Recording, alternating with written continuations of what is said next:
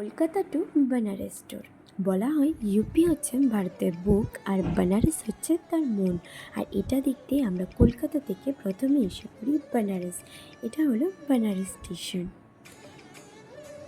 তারপরের দিন আমরা সকালেই চলে যাই বিড়লা মন্দির দর্শন করতে। এখান থেকে দর্শন সেরে এবং প্রসাদ দিয়ে আমরা চলে যাই তুলসী মানস মন্দির। মহর্ষি বাল্মীকি রামায়ণ লিখেছিলেন সংস্কৃতে, যেটা সকলের পক্ষে পড়া সম্ভব ছিল না। তাই পরে স্বামী তুলসীদাস রামায়ণকে হিন্দি ভাষায় লিখেছিলেন এই স্থানে। তারপর আমরা এখান থেকে চলে যাই ঘাট দর্শন করতে। এখানকার বানরগুলি অনেক দুষ্ট, ব্যাগ আর মোবাইল নিয়ে চলে যায়, আর যতক্ষণে ট্রিট দেওয়া হবে ততক্ষণ তারা দেবে না, অনেক চালাক। তারপর আমি স্নান সেরে তিলক নিয়ে নিই। অনেক দেখেছি, তাই আমারও ইচ্ছা হলো, খুব ভালো লাগলো। সত্যি বলতে একবার যদি বেনারস আসো তাহলে আর যেতে ইচ্ছা হবে না।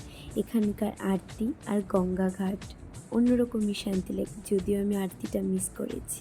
এটা হলো মণিকর্ণিকা ঘাট, যেখানে আগুন নাকি কখনোই নিভে না, আর যদি কখনো আগুন নিভে যায় তাহলে আর এই ঘাটেরই অস্তিত্ব থাকবে না, বেনারসেরই অস্তিত্ব থাকবে।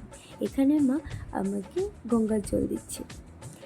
আমার হাতে তো সময় ছিল না, কিন্তু তোমরা যখন বেনারস আসবে তখন হাতে অবশ্যই অনেকটা সময় নিয়ে আসবে, তাহলে এই 80টা ঘাট দর্শন করতে পারবে।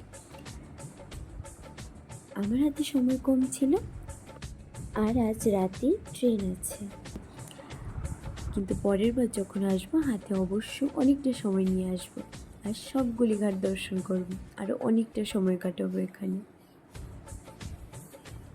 ঘাট দেখা শেষ, এখন চলে যাব রুমে, অনেক হয়ে গেছে।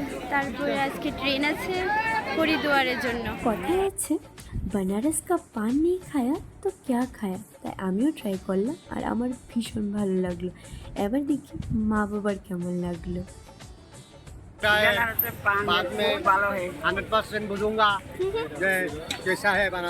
এখানকার কিছু জনপ্রিয় খাবার। এখানকার খাবারে আছে মিষ্টতা, আর ঘাটে আছে কত না ইতিহাস। যদি আমার ভিডিওগুলি ভালো লেগে থাকে তাহলে লাইক, শেয়ার অ্যান্ড সাবস্ক্রাইব।